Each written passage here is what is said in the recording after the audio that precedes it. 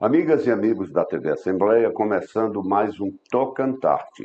E hoje eu tenho o prazer de trazer aos estúdios da TV Assembleia o ator, diretor e produtor cultural Cícero Belém. Vem pra cá, Cícero. Bom, irmão. Tudo bem, Helder? Tudo bem? Senta aí.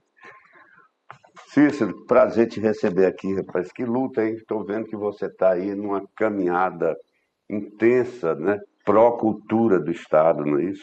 A gente. Nós somos arteiros, né? Uhum. Somos operários da cultura. É assim que eu me classifico, me identifico. Um homem de teatro, um homem da cultura.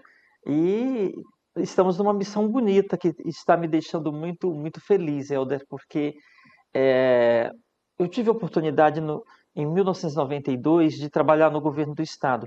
Trabalhei de 92 a 94. Eu lembro. E aí depois eu fui embora, depois voltei para Palmas e desde 96 eu fui para a prefeitura de Palmas. E aí eu fiquei esses anos todos fazendo gestão cultural, trabalhando como artista, como produtor, mas muito centrado em Palmas. E quando a gente saía de Palmas, ia para outra capital, para um outro lugar fora do estado. E agora o Ministério da Cultura está me dando a oportunidade de fazer um mergulho muito intenso dentro do Tocantins, porque você sabe que Palmas é uma ilha dentro do Sim, estado do Tocantins, é uma outra realidade, eu, é uma outra geografia de cidade, é uma outra arquitetura de cidade, é gente que veio de tantos lugares para cá, inclusive muitos tocantinenses que moravam nas cidades do interior, então formou uma outra identidade. uhum. E sair daqui agora, mergulhar no interior, conhecer as nossas comunidades quilombolas, conhecer os nossos povos originários, os nossos parentes, né, Sim. indígenas, conhecer o interior está sendo algo que está me fascinando. Eu estou dizendo que eu estou fazendo um doutorado, sei lá, um mestrado talvez um mestrado em cultura do Tocantins. O fato de você ter assumido a posição de representante do Ministério da Cultura no Tocantins, agora na gestão Lula, essa ideia partiu de onde? Partiu do presidente Lula, da ministra Margarete Menezes, de colocar um representante em cada estado brasileiro? O presidente Lula, durante toda a campanha, ele disse que iria interiorizar o Ministério da Cultura, que ele recriaria o Ministério da Cultura não mais no modelo antigo, que seria um ministério descentralizado, que haveria escritórios em todas as capitais, em todos os estados, e que haveria comitês de cultura em todos os estados. Coincidentemente, ontem, a nossa secretária dos comitês de cultura, que é a pasta dentro do Ministério, da qual os escritórios estaduais estão inseridos, ontem à noite ela entrou no grupo para dizer que estava muito feliz porque ela tinha acabado de sair da segunda audiência como secretária nacional dos comitês de cultura, acompanhando a ministra Margarete Menezes. Ela tinha acabado de sair de uma reunião longa com o presidente Lula. E uma das pautas havia sido a questão dos escritórios estaduais. O presidente prometeu isso, ele disse que interiorizaria o ministério seria um ministério das 5.570 municípios, e aqui no Tocantins nós tivemos a satisfação de ser convidado para cumprir essa missão, né, porque é uma missão, é uma tarefa, não é um emprego, não é não é, como é que eu vou dizer assim, Um cabide. um cabide, não, não é. A gente foi Sim. convidado para uma missão. E uma missão da qual eu tive assim a oportunidade de participar da sua construção, da ideia inicial. Porque quando o presidente decidiu que iria ser candidato à presidência da República, se articulou todo um grupo de pessoas para pensar o país. E na área da cultura eu participei desde os primórdios, das ideias iniciais dos primeiros grupos que trabalharam o plano de governo do presidente Lula. Então é uma construção que a gente fez parte durante 2021, 2022, que foi o período que antecedeu aí a eleição. Nós ajudamos nessa construção. E agora estamos ajudando o presidente fazer a sua gestão. E a ideia é essa, é chegar em todos os 139 municípios do Tocantins, levando condições econômicas, condições financeiras para que eles possam fazer gestão. Não se faz gestão só com ideias, Sim. mas, sobretudo, também municiando esses municípios de capacitação técnica, de como se faz gestão pública na cultura, né? Porque a área de gestão da cultura, ela é uma área muito nova dentro das estruturas de governo e das estruturas de pensamento educacional para se formar Uhum. pessoas para atuar nesse campo, né? E no nosso interior há uma defasagem muito grande da ausência de gestores, até porque não se existiam as demandas, mas não existiam as estruturas, né? Inclusive, a Lei Aldir Blanc I, né, que foi super emergencial durante a pandemia, nós temos notícia de que 60% do dinheiro federal voltou, porque não tinha gestão aqui para apresentar projetos. Isso é verdade? Você sabe que os municípios, o Brasil viveu assim esse desfalque, esse desmantelo na estrutura da cultura nesses últimos 6 anos.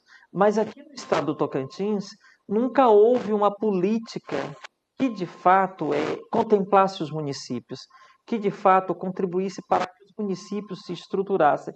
Então a cultura existe assim num imaginário muito distante. Eu digo da cultura do ponto de vista da institucionalidade, né? Sim. Porque a cultura do povo ela está aí posta e muito bem colocada há séculos, né? A cultura do Tocantins. Mas do ponto de vista da institucionalidade, das prefeituras, do próprio governo do estado, porque o desmonte que o estado aqui do Tocantins sofreu na área da cultura começa em 2011, então bem antes do Ministério da Cultura, que é a partir de 2016, 2017. Então, assim, isso foi muito ruim, porque você tem assim um apagão da ausência da institucionalidade da cultura dentro das esferas de governo. E isso reflete bem na hora que fala, olha, tem um recurso, 3 bilhões de reais para chegar em todos os municípios do Brasil, o Tocantins estava completamente despreparado. Mas isso não é um advento só do Tocantins. Uhum.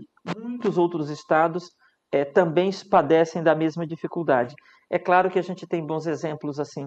O Ceará é um exemplo, a Bahia é um exemplo, outros estados com uma maior possibilidade, com uma maior quantidade de municípios que executam políticas culturais, né? E as capitais. Uhum. A tradição no Brasil de execução de políticas culturais, ela se dá nos governos dos estados, um pouco mais dos governos estaduais, alguns com momentos e experiências muito exitosas, e nas capitais, porque a demanda na porta das prefeituras, na porta das cidades, ela é muito gritante. Então, isso obriga os gestores a responder. Então, as capitais, você tem boas experiências, bons municípios que desenvolveram políticas. E, evidentemente, que no período da gestão Lula e Dilma, que aí veio a discussão do Sistema Nacional de Cultura, houve uma articulação nacional, onde um número muito maior de municípios e de capitais se articularam e se constituíram em estruturas que atendessem à institucionalidade das políticas culturais. Agora, Cícero, essa sua chegada no Ministério da Cultura, como representante do Ministério aqui no Tocantins, foi indicação ou foi mérito? Porque nós sabemos que você é um ícone da cultura tocantinense. Inegavelmente, isso aí é verdade. Como é que foi essa tua chegada lá no Ministério? Eu acho que tem duas coisas, tem o político e tem o mérito, né? Uma coisa não está dissociada da outra. Pelo menos no meu caso, eu tenho plena convicção disso, né? Foi política porque, obviamente, que o presidente Lula teve uma eleição muito difícil, né?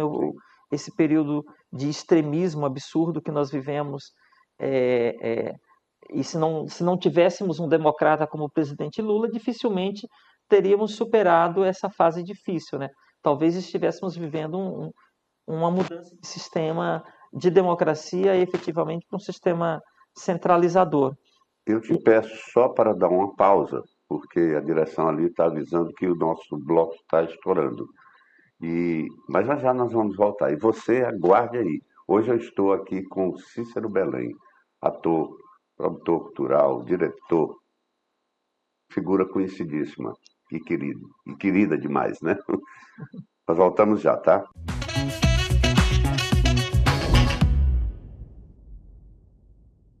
Voltamos com o Toca Antarte e hoje eu estou entrevistando o ator, diretor e produtor cultural Cícero Belém. Cícero, no bloco anterior nós falávamos da gestão do presidente Lula, do olhar do presidente em relação à cultura. Continua.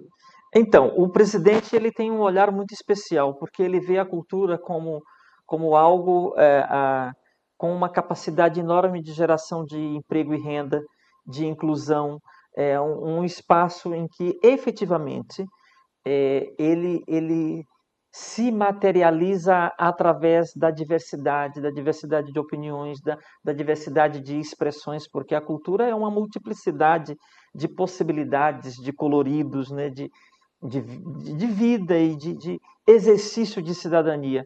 Então, a cultura para o presidente Lula, ele traz, nesse momento, a cultura para a centralidade da esplanada dos ministérios. Uhum. O Ministério da Cultura se tornou um dos ministérios centrais para essa retomada desse Brasil em caminho, em busca da consolidação de uma democracia, porque você sabe que a gente precisa cuidar da democracia todos os dias, o Lula diz isso todos os dias.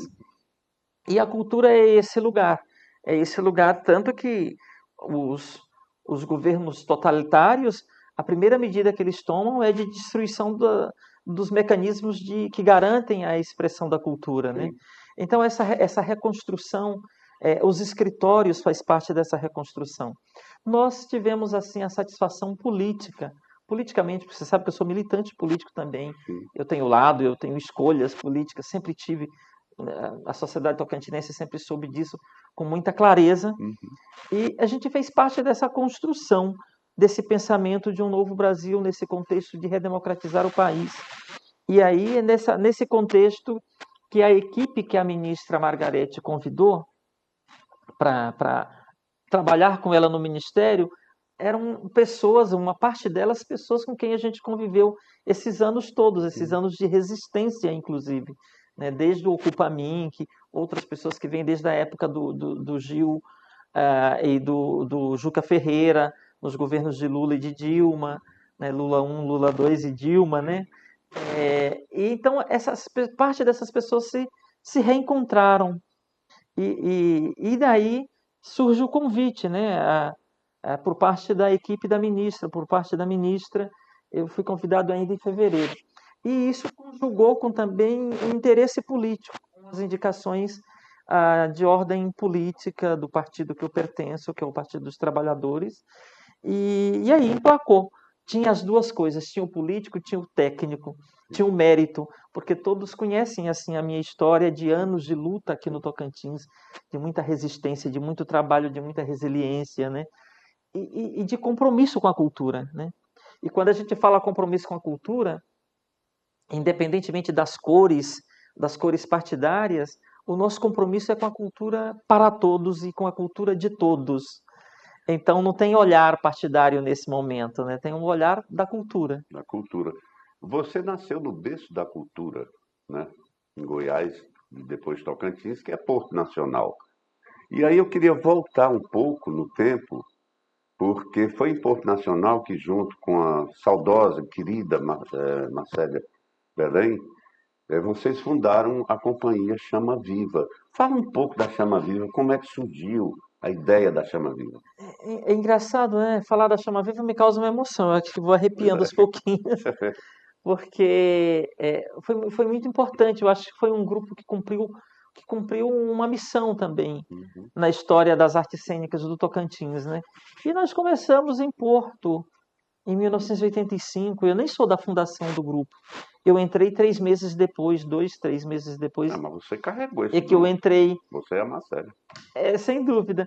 Eu entrei em 1985, o grupo foi fundado em abril, eu entrei em agosto, julho, O grupo foi fundado em abril. E eu entrei em maio, em julho, de 85. Era um moleque, nem sabia o que que era teatro. Eu queria fazer teatro.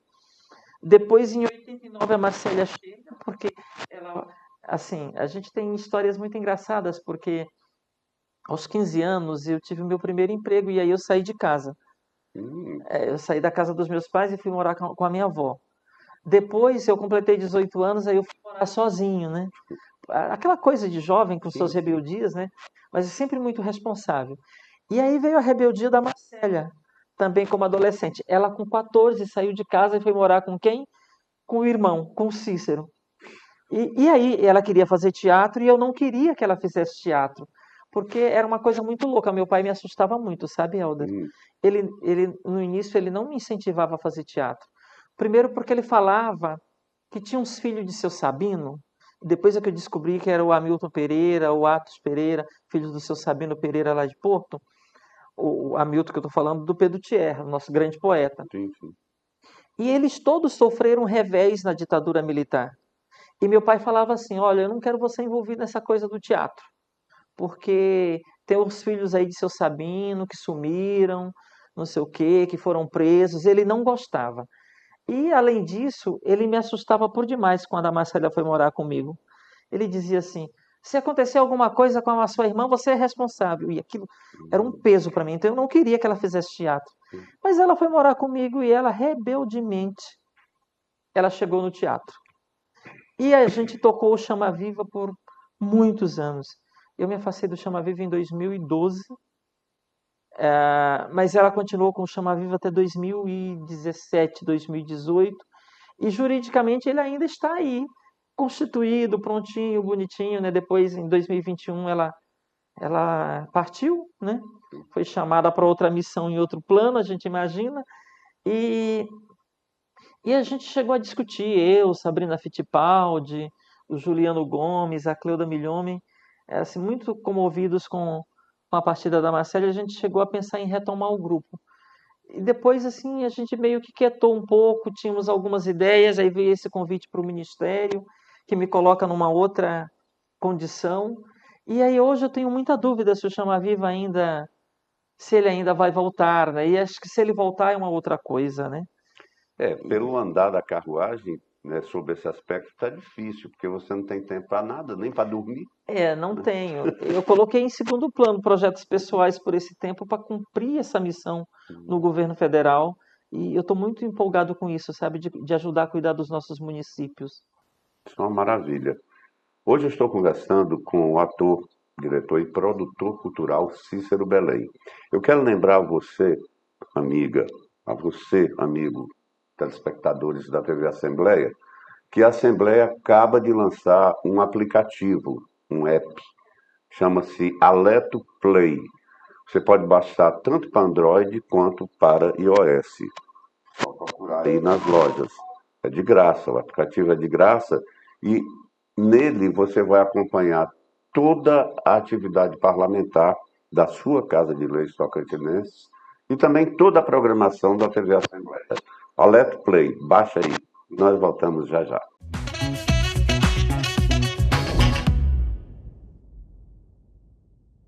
Voltamos com o ator, diretor e produtor cultural Cícero Belém. Cícero, falamos da sua indicação, do seu cargo no Ministério da Cultura, como representante do Ministério aqui do Tocantins, mas agora eu queria falar de um grande projeto que foi desenvolvido aqui pela Assembleia Legislativa do Tocantins, do qual você atuou, né, em todo o projeto, efetivamente em todo o projeto. Eu queria que você falasse o que beneficiou, o que a caravana do Legislativo, que foi feita através da escola do Legislativo, no que essa caravana beneficiou os gestores, os fazedores de cultura e a comunidade de modo geral. Você sabe, Helder, que esse projeto da Caravana Legislativa, ele foi um projeto que nasceu da cabeça da Meire Maria. Sim, eu sei. A Meire, ela faz parte do comitê Paulo Gustavo, aqui no Tocantins, e ela que veio com a ideia, né, brilhante, né? Como ela às vezes costuma falar com aquele jeito dela, né, empolgante, né? Não, ela fez um programa comigo aqui, ela falou a respeito disso, que ela apresentou para o deputado Américo Cades, nosso presidente, ele aceitou prontamente, o Elis Fran, diretor-geral, o Júnior, o pessoal da diretoria, né? Sim, ela dizia, gente, nós temos que utilizar a escola. A escola é uma possibilidade fantástica e eu estou lá, vamos propor esse projeto. E daí eu fui chamado para a gente conversar, né, com o diretor, com o professor Raulison, com ela, com a Cristina, que também é uma companheiraça linda lá da escola do Legislativo. E aí a gente compôs essa estrutura do projeto, discutimos pedagogicamente qual a estrutura que teria, qual o formato que esse programa teria, e aí partimos.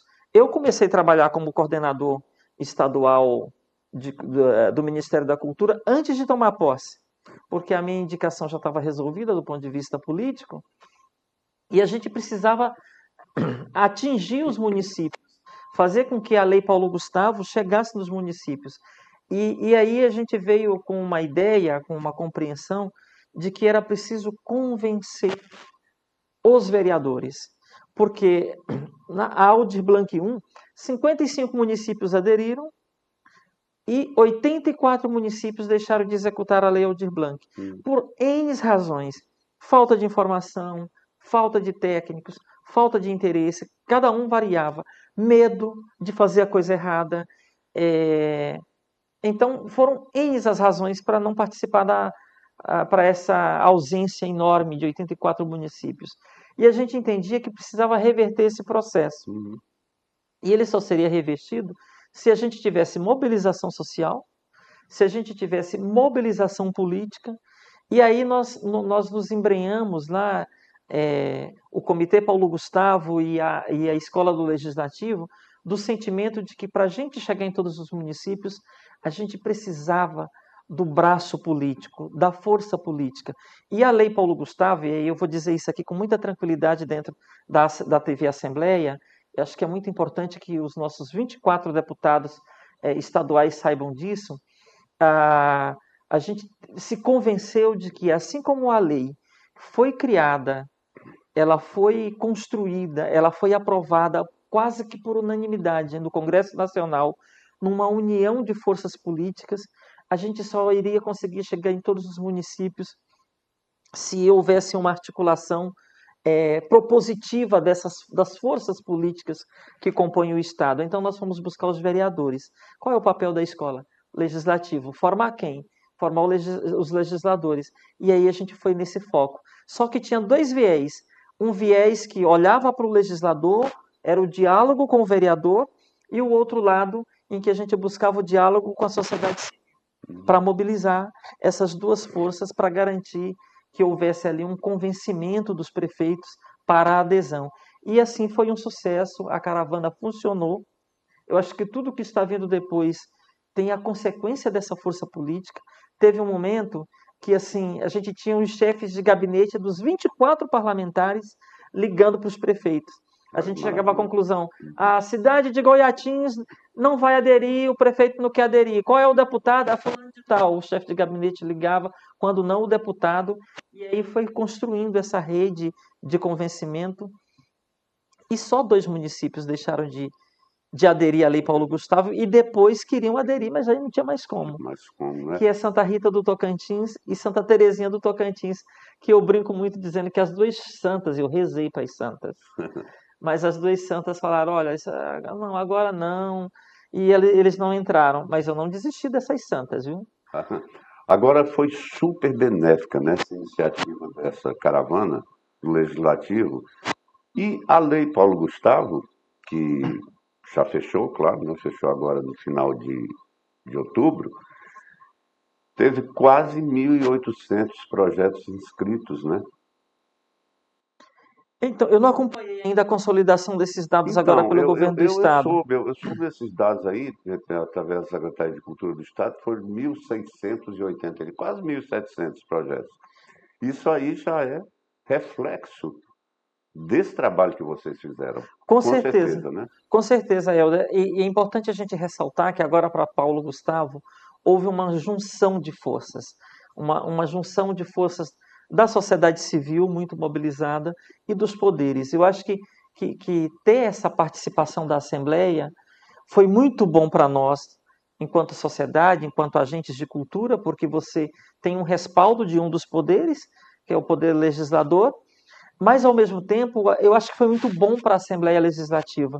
E eu acho que pela primeira vez assim, a gente viu também o nosso poder legislativo, a nossa Assembleia, pelo menos no que tange à cultura, fazendo uma ação muito assertiva.